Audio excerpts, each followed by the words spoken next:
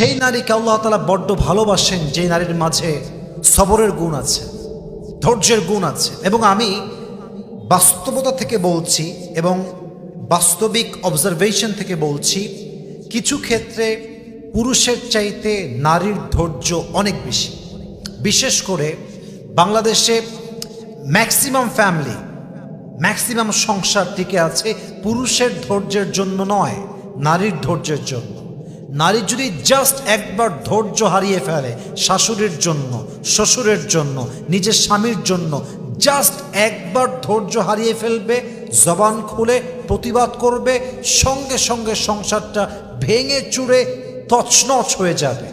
নারী জাস্ট তার ধৈর্যের পরিচয় দিয়ে হাজার গালি খেয়ে, হাজার জুলুমের শিকার হয়ে, হাজার হাজার অধিকারকে মাটির নিচে চাপা দিয়ে নারী জাস্ট সবরের শক্তি নিয়ে বেঁচে আছে বিধায় সংসারটা টিকে আছে।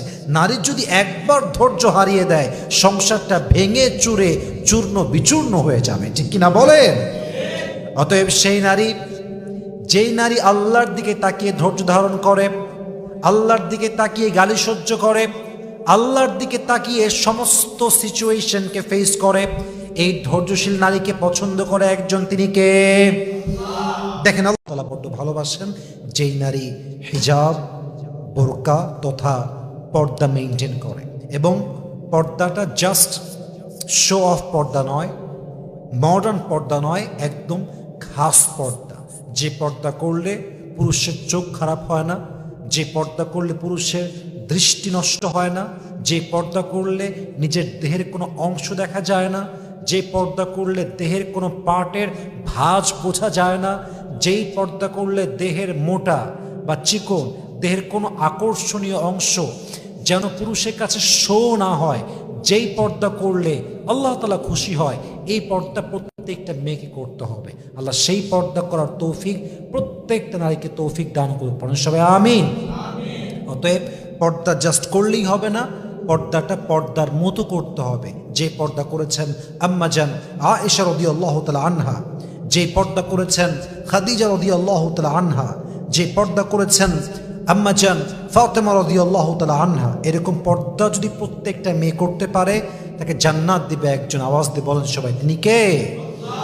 হয় না যে পর্দা করলে নিজের দেহের কোনো অংশ দেখা যায় না, যে পর্দা করলে দেহের কোনো পার্টের ভাঁজ বোঝা যায় না, যেই পর্দা করলে দেহের মোটা বা চিকন, দেহের কোনো আকর্ষণীয় অংশ যেন পুরুষের কাছে শো না হয়, যেই পর্দা করলে আল্লাহ তাআলা খুশি হয়, এই পর্দা প্রত্যেকটা মেয়েকে করতে হবে। আল্লাহ সেই পর্দা করার তৌফিক প্রত্যেকটা নারীকে তৌফিক দান করুন, সবাই আমিন। অতএব পর্দা জাস্ট করলেই হবে না, পর্দাটা পর্দার মতো করতে হবে। যে পর্দা করেছেন আম্মা জান আয়েশা রাদিয়াল্লাহু তাআলা আনহা, যে পর্দা করেছেন খাদিজা রাদিয়াল্লাহু তাআলা আনহা, যে পর্দা করেছেন আম্মা জান ফাতেমা রাদিয়াল্লাহু তাআলা আনহা, এরকম পর্দা যদি প্রত্যেকটা মেয়ে করতে পারে তাকে জান্নাত দিবে একজন। আওয়াজ দিয়ে বলেন সবাই, তিনি কে?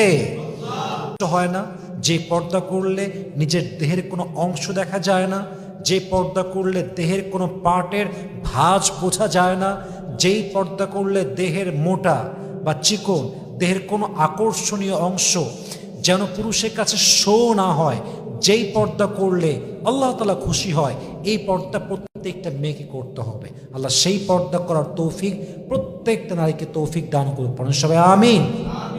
অতএব পর্দা জাস্ট করলেই হবে না, পর্দাটা পর্দার মতো করতে হবে। যে পর্দা করেছেন আম্মা জান আয়েশা রাদিয়াল্লাহু তাআলা আনহা, যে পর্দা করেছেন খাদিজা রাদিয়াল্লাহু তাআলা আনহা, যে পর্দা করেছেন আম্মা জান ফাতেমা রাদিয়াল্লাহু তাআলা আনহা, এরকম পর্দা যদি প্রত্যেকটা মেয়ে করতে পারে তাকে জান্নাত দিবে একজন। আওয়াজ দিয়ে বলেন সবাই, তিনি কে?